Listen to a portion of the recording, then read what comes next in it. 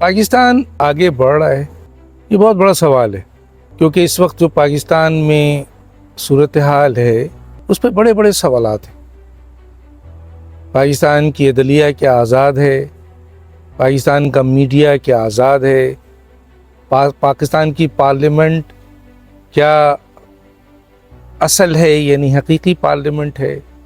Election commission آزاد ہے؟ پاکستان کی جو حکومت ہے، جو موجودہ اس وقت حکومت ہے، 55 اراکین ہیں، کابینہ اور ایک وزیر اعظم ہے، کیا یہ افیکٹو ہیں؟ کیا یہ آپ کے باصلاحیت ہیں اور ان کی کارکردگی بہت بہترین ہے؟ کیا موجودہ پاکستان کے اندر معیشت کیا واقعی بہت مضبوط ہو گئی ہے؟ کیا پاکستان کے اندر قانون اور آئین کی حکمرانی ہے، رول آف لا کی حکمرانی ہے؟ کیا پاکستان کے اندر آج بھی عوام کے، کیونکہ جمہوریت ہے، پہلے تو یہ سوال ہے کہ کیا پاکستان میں جمہوریت ہے، اور جمہوریت ایسی کہ جس میں عوام طاقت کا سرچشمہ ہے؟ کیا پاکستان آگے بڑھ رہا ہے؟ پاکستان میں سرمایہ کاری ہو رہی ہے؟ بظاہر تو جب آپ کی چیزیں کنٹرول میں ہوں تو آپ کو دیوار کے پیچھے کا حصہ نظر نہیں آتا، جو اصل دنیا ہے وہ نظر نہیں آتی۔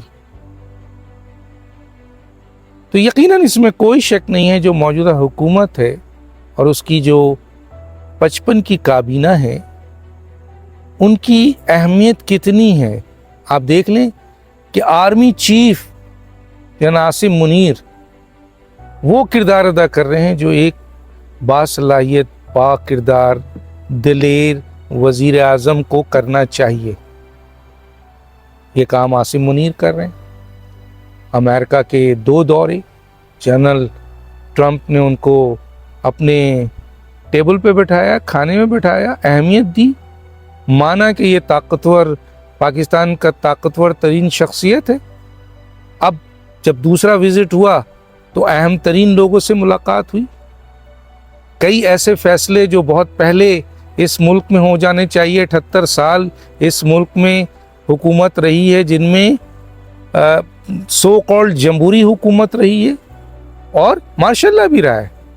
چلے مارشل اللہ تو بہت بری چیز ہے نا، ہم اس کو کٹ کرتے ہیں، لیکن جو جمہوری دور رہا ہے، اور خاص طور پہ ان 2 سیاسی جماعتوں کا، پاکستان پیپلز پارٹی اور PMLN کا، کیا وہ اچیو کیا انہوں نے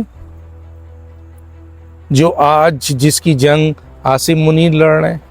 اور اگر دیکھا جائے تو یہ سوال اٹھتا ہے کہ 55 اراکین جو کابینہ ہیں اور وزیر اعظم کیا کر رہے ہیں؟ صرف وزٹ کر رہے ہیں، پروٹوکول لے رہے ہیں، جا کر لوگوں سے میٹنگ کرتے ہیں، پروٹوکول لیتے ہیں، پاکستانی عوام کے ٹیکس کے پیسوں سے دنیا میں گھومتے ہیں، مانا چند وزیر محنت کر رہے ہیں، ان کے نام، ان کی نام انگلیوں میں ہیں، لیکن تعداد تو 55 کی ہے۔ اور پھر یہ کیا کر رہے ہیں جو اتحادی بنے ہوئے ہیں؟ 2 صوبہ ان کے پاس ہیں، ان دونوں صوبوں کے حالات دیکھ لیں، چاہے وہ بلوچستان ہو چاہے وہ سندھ ہو، ان دونوں کے حالات دیکھ لیں۔ اور اہم ترین آئینی عہدے ان کے پاس ہے، وہ کیا کر رہے ہیں؟ تو اس لیے سوال یہ پیدا ہوتا ہے، آئیے اب یہ بھی سوال رکھ دیتے ہیں ہمیں کہ PK کی حکومت تحریک انصاف کی اور کئی سالوں سے ہے، لیکن کیا وہاں اچیومنٹ ہوئی؟ کیا وہاں پہ عوام کو مراتیں ملیں؟ کیا وہاں کے عوام مسائل سے نکلیں؟ کیا وہاں تعلیم، صحت اور جو بنیادی چیزیں ہیں وہاں کی عوام کے لیے میسر ہوئیں جو بھی صوبے کے پاس ہے؟ تو یقیناً سوال ہوگا کہ نہیں ہو سکی، نہیں ہوئی۔ تو KPK میں بھی باصلاحیت، اس وقت باصلاحیت اور اہل وزیر اعلیٰ کی ضرورت ہے، اس میں کوئی دو رائے نہیں ہے، لیکن اس وقت موجودہ پاکستان کی حکومت کو بھی باصلاحیت وزیر اعظم، با کردار وزیر اعظم، نڈر وزیر اعظم، با اختیار وزیر اعظم اور ایک ایسی کابینہ کی ضرورت ہے جو اہلیت رکھتی ہو. آپ 55 کابینہ کی کارکردگی اٹھا کے دیکھ لیں, آپ کو پتہ چل جائے گا کہ ماں سوائے 2-3 وزارت کے جنہوں نے یقیناً بہت محنت سے کام کیا ہے, اس کے علاوہ کہاں ہے. پاکستان میں اس وقت 26ویں ترمیم کے بعد عدلیہ کا شدید بحران ہے. پاکستان کی بیشتر عوام آج عدالت پر اعتبار کرنے کو تیار نہیں ہے. وہ سمجھتی ہے کہ 26ویں ترمیم کے بعد عدلیہ ویسے بھی کمپرومائز رہی ہے بہت بار, اس دفعہ تو ٹوٹلی ایگزیکٹو کے کنٹرول میں چلی گئی ہے. تو ایگزیکٹو کے کنٹرول میں اگر عدلیہ چلی گئی ہے تو پھر انصاف اور قانون تو ختم ہو گیا. پارلیمنٹ میں آنے والے لوگ ظاہر ہے عوامی نمائندے نہیں ہیں, عوام کے نمائندے نہیں ہیں, وہ عوام نے ان کو نہیں بھیجا ہے. چاہے آپ کچھ کہہ لیں تو وہ پارلیمنٹ میں کیا قانون سازی کریں گے. الیکشن کمیشن کی آزادی 2018 کے الیکشن زیادہ دور نہ جائیے, 2024 کا الیکشن دیکھ لیں.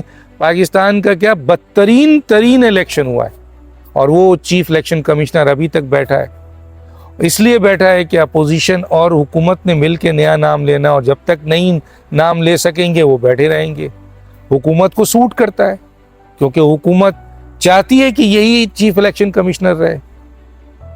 باقی اور ادارے ہیں, نیب ہے, اینٹی کرپشن ہے, FIA ہے, وہاں نامزدگی ان کی ہو رہی ہے جو حکومت سے وفادار ہیں.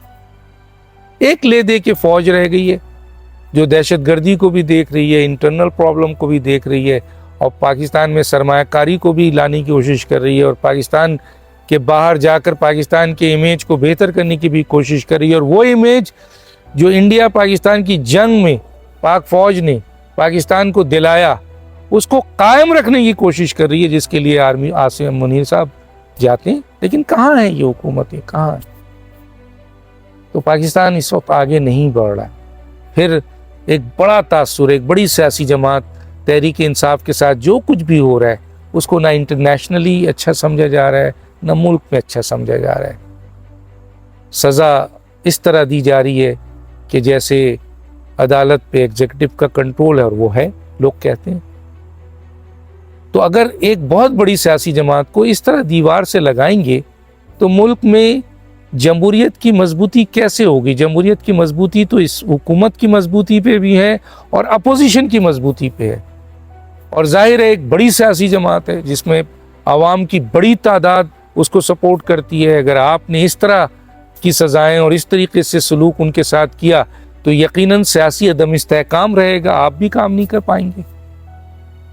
تو ملک کو آگے بڑھانے کے لیے یقیناً اس وقت تمام سیاسی جماعتوں کو بیٹھ کر سوچنا چاہیے, اور اپنے مفادات کے لیے بھی. ان جمہوری سیاسی جماعتوں کے مفاد میں بھی یہ ہے کہ وہ اس آئین کی حکمرانی کر دیں جو انہوں نے ہی 1973 میں بنایا. بس اتنا کر دیں کہ آئین کی حکمرانی کر دیں, آئین کی پاسداری کر دیں, ہر چیز صحیح ہو جائے گی. فقدان شکریہ دیجیے. اللہ حافظ.